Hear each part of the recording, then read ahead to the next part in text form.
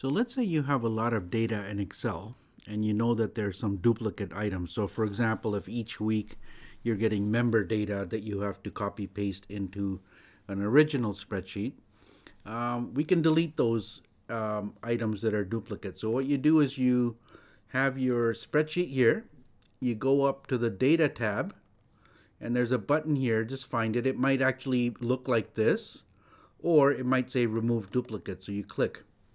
And then you unselect all and pick the one item that is unique to remove from. So in this case, if an email is the most unique item, because two member names might be the same, date of birth might be the same, so you might say email and click OK. So what it will do is it'll go in and it says it found 46 duplicate items and it removed them.